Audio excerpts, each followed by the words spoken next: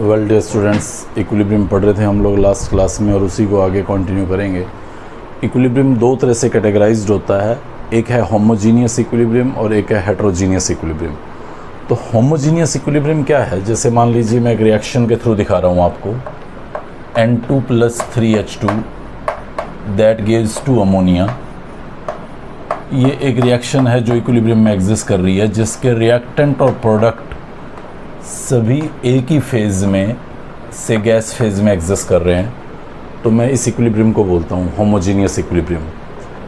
या मैं कोई और एग्जांपल आपके सामने लिखूँ, लाइक जैसे एसिड ले लिया मैंने और उसके अंदर अल्कोहल डाला, ये एस्टर प्लस वाटर में बदलता है, CH3COOCH3 प्लस वाटर, और सभी रिएक्टेंट और प्रोडक्ट्स लिक्विड स्टेट के अंदर एग्जिस्ट करते हैं। तो मैं इस इक्विलिब्रियम को बोलता हूँ होमोजीनियस इक्विलिब्रियम। लेकिन अगर फेज़ डिफरेंट हो, जैसे मान लीजिए यहाँ लिख देता हूँ, zinc solid copper sulphate aqueous के साथ रिएक्शन कर रहा है, एक इक्विलिब्रियम सेटअप हुआ जिसमें zinc sulphate aqueous plus copper solid बन गया,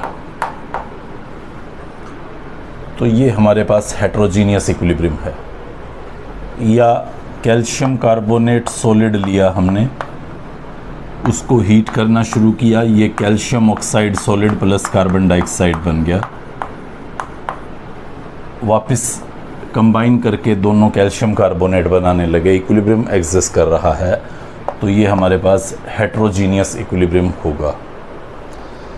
चलिए एक और ऐसा ही छोटा सा पार्ट समझने की कोशिश करते हैं यहाँ पे। What is this concentration quotient, equilibrium constant K, and how they decide the direction of reaction। Direction of reaction का मतलब है कि रिएक्शन जो है वो फॉरवर्ड डायरेक्शन में ज़्यादा जा रही है कि बैकवर्ड डायरेक्शन में ज़्यादा जा रही है। और इक्विलिब्रियम कांस्टेंट के हम लास्ट लेक्चर में पढ़ के आए हैं, concentration of product by concentration of reactant each raised to the power equal to their stoichiometric coefficient present in the balanced reaction। और concentration quotient Q ये क्या होता है, इसको अभी हम K से रिलेट करके समझने की कोशिश करेंगे। ये मैंने एक कंटेनर लिया जिसके अंदर मैं 1 मोल PCl5 डाल रहा हूँ, 1 मोल PCl5, जो टूटने पर PCl3 + Cl2 देगा। इसको डिकम्पोज करूंगा मैं यहाँ। स्टार्टिंग पे जब T टाइम 0 है, मीन्स अभी रिएक्शन शुरू ही हुई है, PCl3 और Cl2 तो है ही नहीं वहाँ पे, उनका तो कुछ अमाउंट ही नहीं है। अब जैसे जैसे टाइम पास होगा PCl5 टूटना स्टार्ट हो जाएगा, मीन्स PCl5 की कंसंट्रेशन कम शुरू हो जाएगी, कम होनी, और PCl3 और Cl2 बढ़ने शुरू हो जाएंगे। मान लीजिए मैं 10 मिनट के बाद देखता हूँ, ये हो चुका है 0.9 मोल, कुछ टूट चुका है, ये बन चुका है 0.1 मोल, और ये भी बन चुका है 0.1 मोल। ये मेरे पास 1 लीटर कंटेनर है। तो इस 1 लीटर कंटेनर में मैंने 1 मोल PCl5 डाला, जो 10 मिनट बाद 0.9 मोल हो गया, और ये टूट के 0.1 ईच हो गए। तो अगर मैं इस रिएक्शन का concentration of products by concentration of reactants निकालूं और उसे रिप्रेजेंट करूं Q से, जिसको मैं कंसंट्रेशन क्वोशिएंट बोल रहा हूं, तो ये हो जाएगा concentration of PCl3 into concentration of Cl2 divided by concentration of PCl5। तो 10 मिनट बाद जो रिएक्शन का कंसंट्रेशन क्वोशिएंट होगा वो 0.01/0.9 होगा। मैं सोल्व नहीं कर रहा, जस्ट वैसे ही वैल्यू को कैलकुलेट कर लेंगे हम, अगर ज़रूरत होगी तो, फिलहाल ज़रूरत पड़ेगी नहीं। ये मेरे पास कंसंट्रेशन क्वोशिएंट आ गया 0.01/0.9। ओके, ध्यान दें ये मैंने यहाँ मोलर कंसंट्रेशंस डाली हैं, मोल नहीं डाले। यहाँ मोल ज़रूर डाला था क्योंकि कंटेनर 1 लीटर था, तो वही कंसंट्रेशन मोल पर लीटर हो गई थी।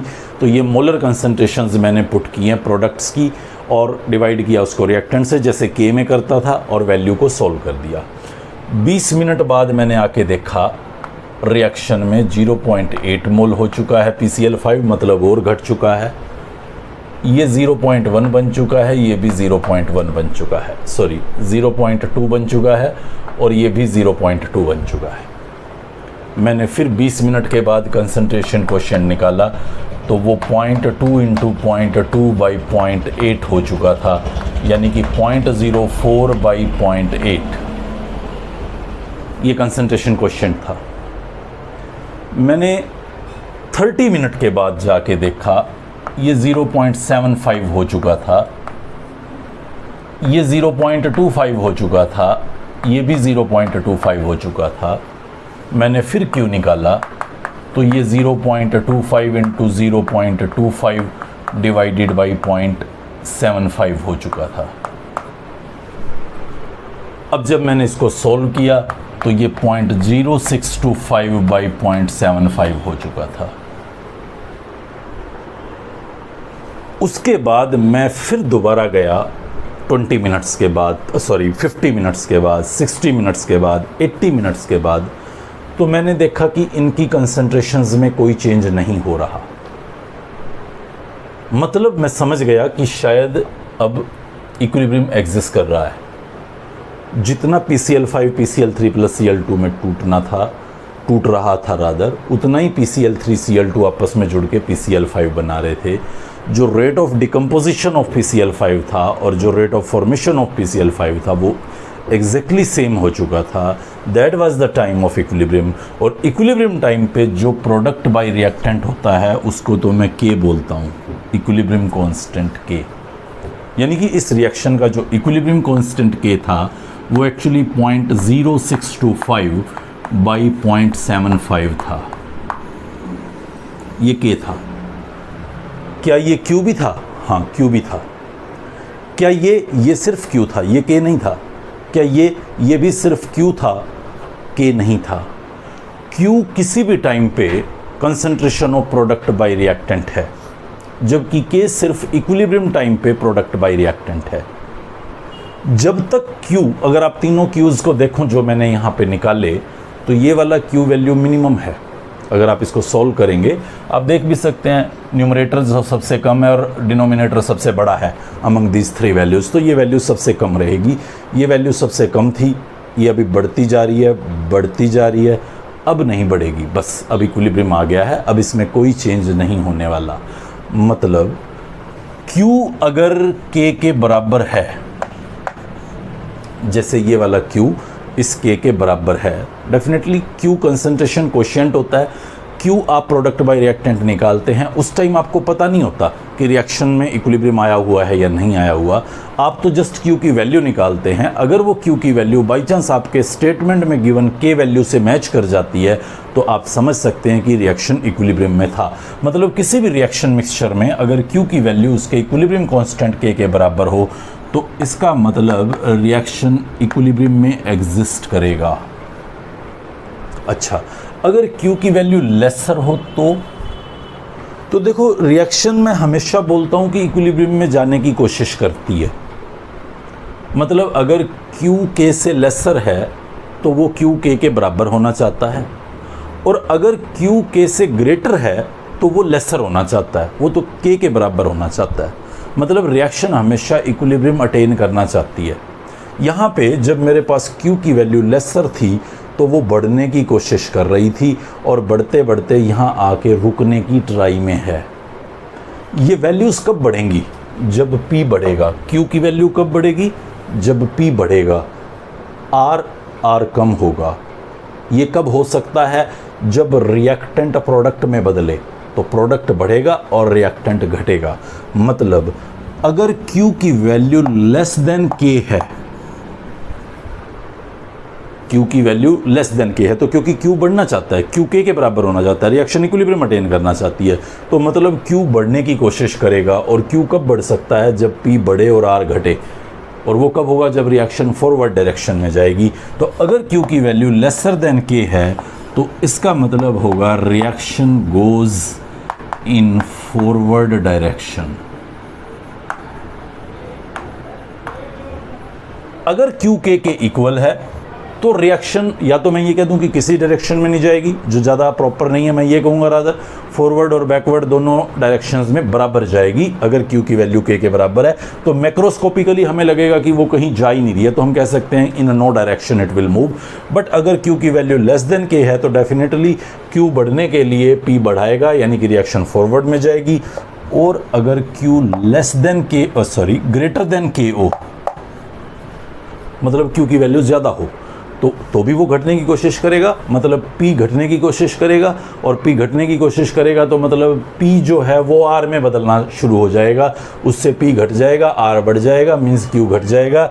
यानी कि जो रिएक्शन का डायरेक्शन होगा वो आपका अब बैकवर्ड डायरेक्शन होगा, मोर एंड फॉरवर्ड होगा लेस। तो मैक्रोस्कोपिकली तो हम यही कहेंगे कि now reaction is moving in backward direction.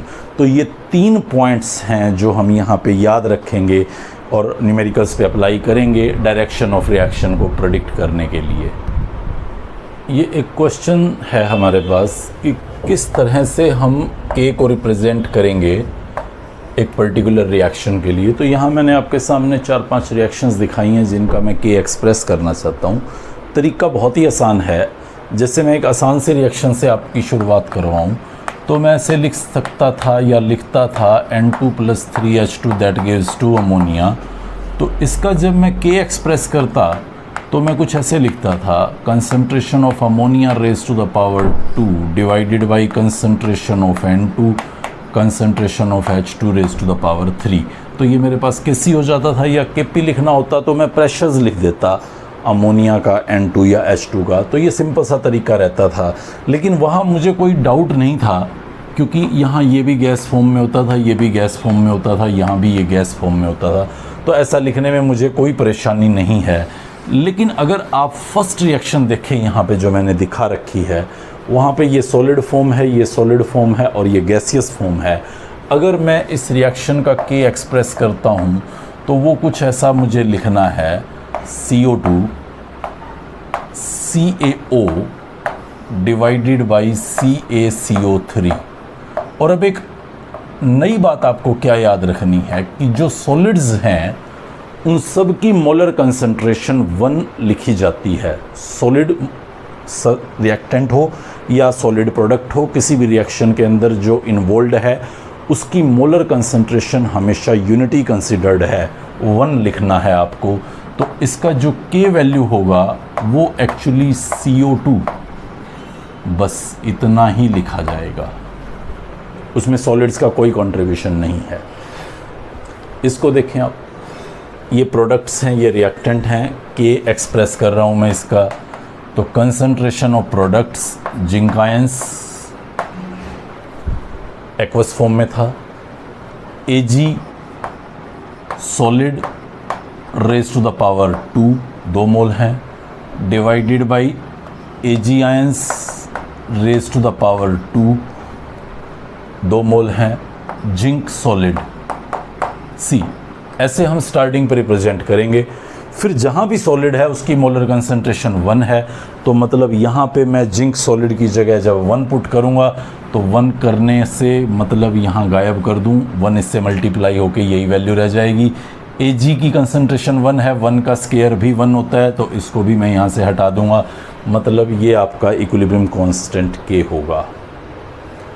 इसको देखेंगे सेम ऐसे ही, जब मैं इस पर्टिकुलर रिएक्शन, हालांकि ये हाफ रिएक्शंस है, बट चलिए हाफ रिएक्शन का भी K अगर मैं एक्सप्रेस करूं तो वो मैं कुछ इस तरह से लिखूंगा।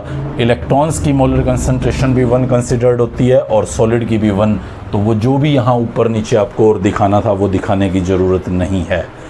इसको देखें आप, ये सभी रिएक्टेंट और प्रोडक्ट लिक्विड फेज़ में दिखाए हैं। अगर मैं इसका K रिप्रेजेंट करूँ तो अब वो K कैसे रिप्रेजेंट करता हूँ, देखिए आप, एक तरीका है मैं यहाँ पे लिखूँ प्रोडक्ट की कंसंट्रेशन, 2 प्रोडक्ट हैं तो दोनों प्रोडक्ट्स की कंसंट्रेशन डिवाइडेड बाई दो रिएक्टेंट्स हैं तो दोनों की कंसंट्रेशन, लाइक दिस।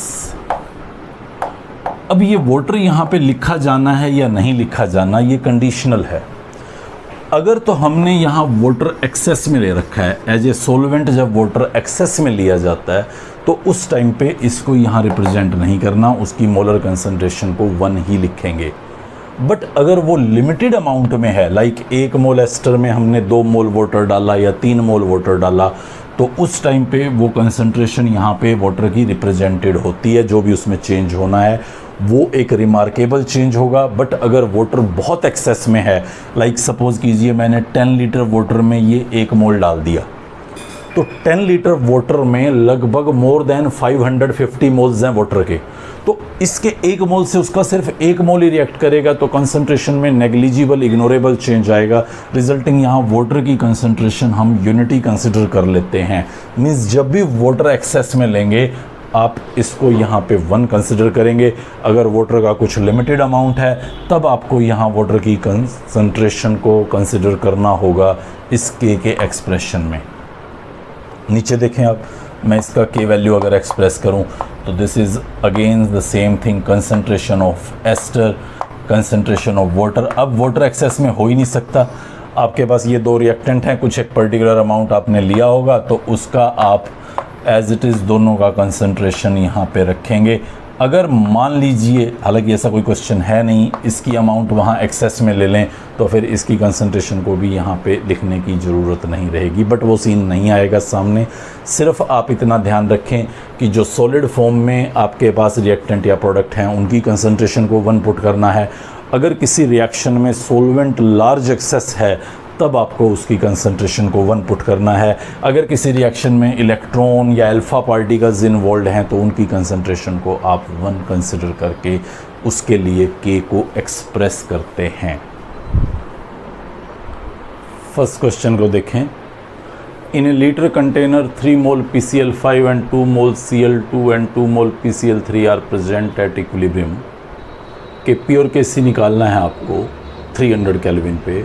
किसके लिए निकालना है? डिकम्पोजिशन ऑफ PCl5 के लिए। मींस इस पर्टिकुलर रिएक्शन के लिए आपको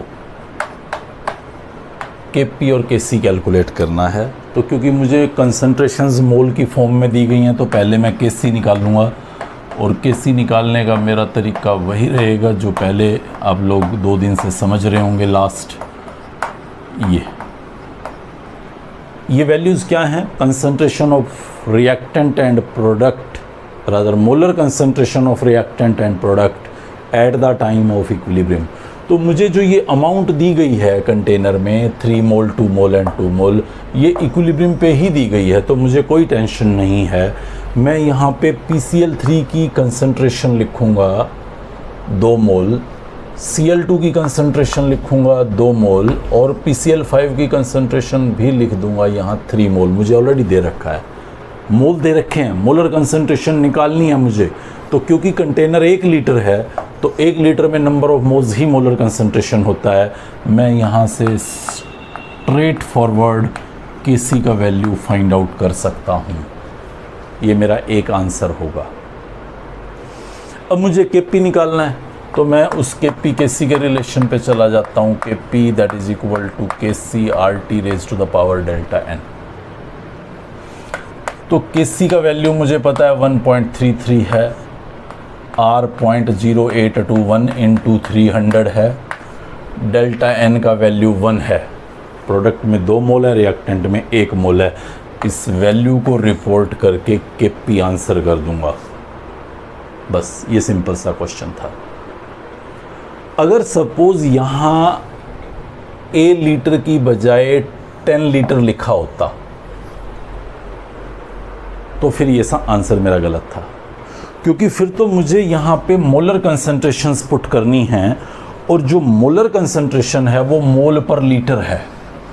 2 मोल 1 लीटर में नहीं है, 2 मोल Cl2 10 लीटर कंटेनर में है, तो molar concentration number of moles per volume यानी कि 0.2 होगा। मतलब जो Kc अब की बार मैं सॉल्व करूँगा वो 0.2 इंटू 0.2 बाई 0.3 होगा। बस ये सिंपल सी बात आप याद रखें यहाँ पे। अब ये आपका Kc होगा। अगर कंटेनर 10 लीटर है, अब आप इस Kc को यहाँ पुट कीजिएगा जो भी आपका आंसर आए, और अपने आंसर को Kp के लिए रिपोर्ट कीजिएगा। नेक्स्ट क्वेश्चन देखते हैं। इसी रिएक्शन को यूज़ किया गया है वहाँ पे भी, बट स्टेटमेंट और कहानी कुछ डिफरेंट है। सी हेयर, मुझे कहते हैं 1 लीटर कंटेनर है जिसमें 2 मोल PCl5 पड़ा हुआ है और 3 मोल Cl2 और PCl3 ईच पड़े हुए हैं। एक रिएक्शन हो रहा है 300 केल्विन पे। अब की बार आपको डायरेक्शन ऑफ रिएक्शन बताना है कि रिएक्शन का डायरेक्शन क्या होगा। मतलब ये जो कंसंट्रेशंस हैं वो इक्विलिब्रियम में हैं, ऐसा कोई ज़रूरी नहीं है, हो भी सकती है ना भी हो। तो मैं क्या करूँगा, मैं इस रिएक्शन का कंसंट्रेशन कोएफिशिएंट Q निकाल लेता हूँ। और इस रिएक्शन का कंसंट्रेशन कोएफिशिएंट Q क्या होगा, तो भाई फॉर्मूले में तो कोई फ़र्क पड़ना नहीं है, वो तो वही PCl3 Cl2 बाई PCl5 ही होगा जैसे K के लिए एक्सप्रेस करता था। तो Cl2 की कंसंट्रेशन 3, PCl3 की 3 एंड PCl5 का 2। तो आप यहाँ पे जब इसको सॉल्व करते हैं तो ये आपका बन जाएगा 6/2 यानी कि 4.5, 9/2 यानी कि 4.5, यानी कि जो कंसंट्रेशन कोएफिशिएंट है आपका Q वो 4.5 है।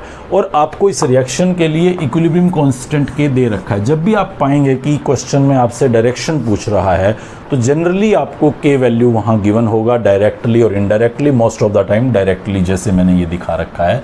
तो ये K का वैल्यू है 1.33, मतलब जो Q है आपका इस पर्टिकुलर रिएक्शन का वो फार ग्रेटर है देन K।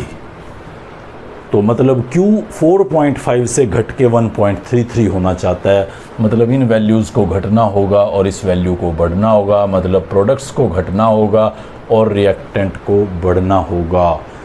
मतलब रिएक्शन का जो डायरेक्शन है, क्योंकि मुझे प्रोडक्ट घटाने हैं और रिएक्टेंट बढ़ाना है, तो रिएक्शन का जो डायरेक्शन होगा वो डेफिनेटली बैकवर्ड होगा। मीन्स रिएक्शन बैकवर्ड डायरेक्शन में ज़्यादा मूव करेगी, फॉरवर्ड में कम करेगी, बैकवर्ड में ज़्यादा करेगी। तो फाइनली हम यही कहेंगे कि रिएक्शन का जो डायरेक्शन है वो एक्चुअली बैकवर्ड डायरेक्शन है। फिर एक क्वेश्चन देखें। 1.5 mole ammonia is taken in a litre container. 1 litre container में 1.5 मोल अमोनिया है। Find equilibrium constant Kc। यहाँ थोड़ा सा पॉइंट और लिख देता हूँ। For decomposition of ammonia at 300 Kelvin, also find Kp for this decomposition reaction। चलिए, तो पहले तो मैं अमोनिया की रिएक्शन लिखता हूँ डिकम्पोजिशन की। ध्यान से समझना इस क्वेश्चन को, बहुत ही इंपॉर्टेंट होने वाला है ये अमोनिया डिकम्पोज हो रहा है और N2 + 3H2 बना रहा है। शुरुआत में जब टाइम t0 था, मतलब आपने रिएक्शन शुरू किया है, तो 1 लीटर कंटेनर में 1.5 मोल लिया है, मतलब ये अमोनिया का मोलर कंसंट्रेशन है। अगर सपोज़ इन 2 लीटर कंटेनर होता तो मोलर कंसंट्रेशन फिर 0.75 हो जाता, 1.5 का हाफ, क्योंकि 1 लीटर में कंसंट्रेशन देखनी। तो अभी क्वेश्चन आसान रखने के लिए 1 लीटर ही रखा हुआ है और उसमें 1.5 मोल अमोनिया यानी कि यही मोलर कंसंट्रेशन बना दिया है मैंने। तो N2 और H2 तो कुछ था ही नहीं। अब इन्होंने डिकम्पोज होना शुरू कर दिया, टूटना शुरू कर दिया। और ये कहता है कि जब टाइम हुआ इक्विलिब्रियम का तो अमोनिया 1 मोल प्रेजेंट था। अमोनिया 1 मोल प्रेजेंट था। तो N2 और H2 कितना था वो ये बात नहीं बता रहा, ये आपको पता करना है। कैसे पता करेंगे आप देखिए, इसका 2 मोल टूटता है तो इसका 1 मोल बनता है, इसका 1 मोल बनता है तो इसका 3 मोल बनता है। बहुत ही आसान बात है। इसका 1.5 से 1 बच गया, यानी कि 0.5 डिकम्पोज हुआ, 0.5 मोल डिकम्पोज हुआ। इसका जब 0.5 डिकम्पोज हुआ तो ये 0.25 बना होगा। ये बिल्कुल आसान सी बात है। इसका 2 मोल टूटने पे इसका 1 मोल बनता है, तो इसका हाफ मोल टूटा है तो इसका हाफ का हाफ मीन्स 0.25 बना होगा। और ये अगर 0.25 बना होगा तो डेफिनेटली ये 0.75 बना होगा, क्योंकि जब ये 1 मोल बनता है तो ये 3 मोल बनता है। तो मुझे इक्विलिब्रियम टाइम पे मोलर कंसंट्रेशंस पता चल चुकी हैं। कंटेनर वही 1 लीटर है, तो जो मोल्स बने हैं वही मोलर कंसंट्रेशन होगी। मैं अगर इसका केसी एक्सप्रेस करूं तो वो बहुत ही आसान है, 0.75 का क्यूब इंटू 0.25 डिवाइडेड बाई 1 का स्क्वायर। 1 है, 2 मोल थे अमोनिया, तो 1⁻² हो जाएगा। तो ये मेरे पास सोल्व नहीं करूँगा, मैं एज इट इज़ छोड़ रहा हूँ। ये हमारे पास केसी का वैल्यू होगा। अगर मैं केपी देखना चाहूँ तो KP that is equal to KCRT⁻∆n। KC का वैल्यू आप पता कर चुके हैं, आर आपने रटा हुआ है, T3 अंडर गिवन है, ∆n 4-2 यानी कि raised⁻² कर देंगे, आपके पास वो इसका केपी होगा। बिल्कुल सिंपल सा तरीका, कुछ भी नया नहीं। ये आपके पास for the decomposition of ammonia KC और केपी का वैल्यू होगा। अगर वो यहाँ पे ये पूछ लेता, सपोज देता ऐसे ही पूछ लेता for the formation of ammonia, आप कहते हैं अमोनिया दे रहा है और फॉर्मेशन ऑफ अमोनिया पूछ रहा है, तो कोई दिक्कत नहीं है। आप for the decomposition of ammonia KC निकालिए, for the formation of ammonia को आप जस्ट 1/Kc रिपोर्ट कीजिए। लास्ट लेक्चर्स पे एक दिन बताया था मैंने, अगर रिएक्शन रिवर्ट हो जाती है तो K का वैल्यू इन्वर्ट हो जाता है, तो वो आप for the formation of ammonia भी वैल्यू सॉल्व कर सकते हैं। एक और बहुत इंपॉर्टेंट बात समझिए यहाँ पे, बहुत ही इंपॉर्टेंट बात, हर तरह के कन्फ्यूजन को दूर करने के लिए है वो बात। आपने इसका अभी अभी केसी निकाला है, कोई एक पर्टिकुलर वैल्यू आया होगा, मान लीजिए मैं कहता हूँ वो 4 आया, मुझे नहीं पता कितना आया, मैंने कैलकुलेट भी नहीं किया, मान लीजिए वो 4 आया, ठीक है। एक बच्चे ने ऐसे ही शुरू किया क्वेश्चन देख के सॉल्व करना और उसने केसी को रिपोर्ट कर दिया 4। एक और बच्चा है वो इसको कुछ ऐसे शुरू करता है कि ammonia gate decomposed into ½ N2 + 3/2 H2, ऐसे लिखता है। अब वो जब K को एक्सप्रेस करेगा, कहानी तो वही है, 1 मोल लिया 1.5 मोल लिया स्टार्टिंग पे, उसने भी ये 0 था, इसका 1 मोल टूटा तो 1 बच गया, अब इसका 0.5 टूटा तो ये 0.25, ये 0.75, ऐसे करके कुछ कंसंट्रेशंस उसने निकाल दी। अब जब वो K को एक्सप्रेस करेगा तो वो करेगा कुछ इस तरह से, N2⁻½ H2⁻³ divided by ammonia, like this, ऐसे वो इसको पुट करेगा। और वैल्यूज़ जब फीड करेगा N2 H2 और 1 यहाँ पे K को कैलकुलेट करने के लिए, तो ये वाला जो K होगा और ये वाला जो K होगा, क्या वो सेम होगा? तो जवाब है नहीं, वो सेम नहीं होगा। आप इस क्वेश्चन को देखिए, क्वेश्चन में कहीं कोई रिएक्शन दिखा नहीं रखी आपको। तो जब 2 बच्चे अलग अलग क्वेश्चन सॉल्व कर रहे हैं तो एक बच्चा रिएक्शन को ऐसे भी लिख सकता है और एक रिएक्शन को ऐसे भी लिख सकता है। अपनी कहानी को इसी तरह से सॉल्व करना स्टार्ट करता है। जब वो फाइनली रिजल्ट पे पहुंचता है तो इसका रिजल्ट कुछ डिफरेंट आता है और इसका रिजल्ट कुछ डिफरेंट आता है। तो कौन सा ठीक होगा? तो मेरा जवाब है दोनों ठीक होंगे।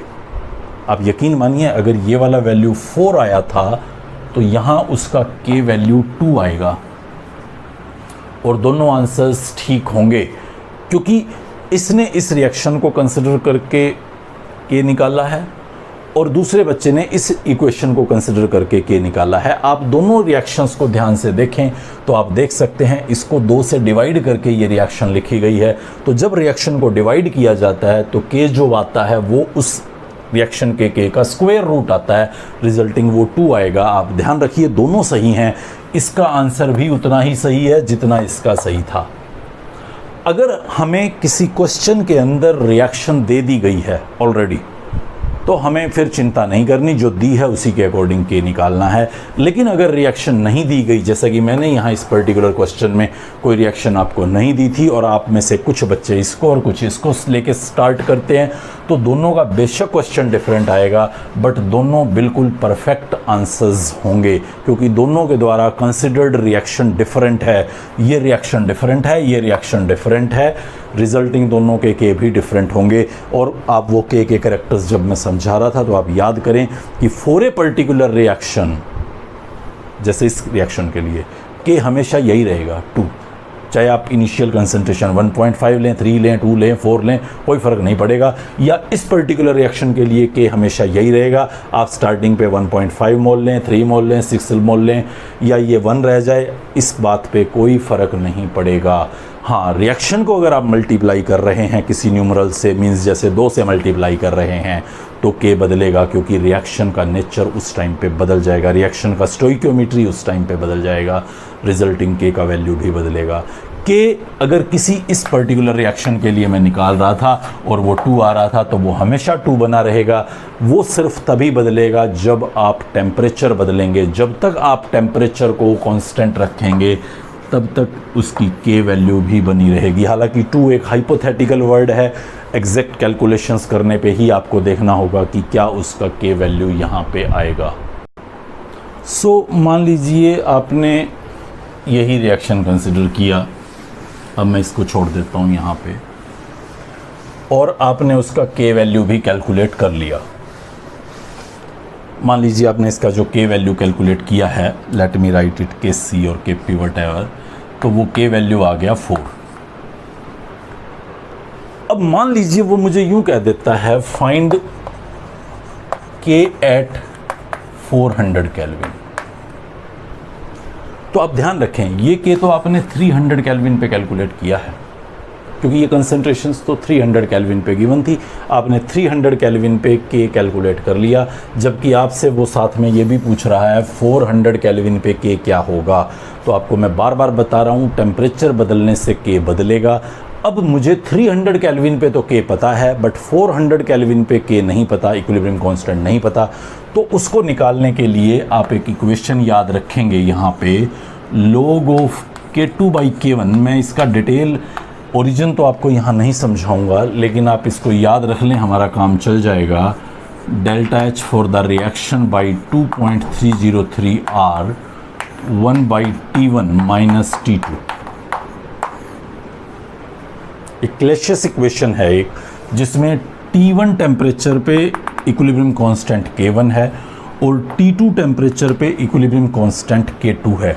Delta H enthalpy change for the reaction है, हालांकि प्रेजेंटली मैंने नहीं दे रखा तो मैं सोल्व नहीं कर पाऊंगा, लेकिन अगर मुझे इस पर्टिकुलर रिएक्शन का डेल्टा एच गिवन हो तो मैं यहाँ डेल्टा एच का वैल्यू पुट कर दूंगा। आर मुझे पता ही है ऑलरेडी, जो डेल्टा एच का यूनिट रहेगा वही आर का यूनिट आपको यूज़ करना होगा। लाइक आप इसको जूल में पुट करें, इसको 8.314 पुट करें। तो लाइक जैसे K1 आप निकाल चुके थे 4 एट T1 300, तो K2 आपको निकालना था एट 400, और डेल्टा एच का वैल्यू अगर हमें गिवन हो तो हम बहुत आसानी से मैथमेटिकल कैलकुलेशन करके equilibrium constant K at 400 kelvin calculate कर सकते हैं। तो नेक्स्ट लेक्चर में हम कुछ और न्यूमेरिकल्स के साथ इस पर्टिकुलर सेशन को समझने की कोशिश करेंगे। इक्विलिब्रियम कांस्टेंट कैसे निकाला जाना है, एज वेल एज टेम्परेचर का इफ़ेक्ट उस इक्विलिब्रियम कांस्टेंट पे क्या रहता है। Good bye.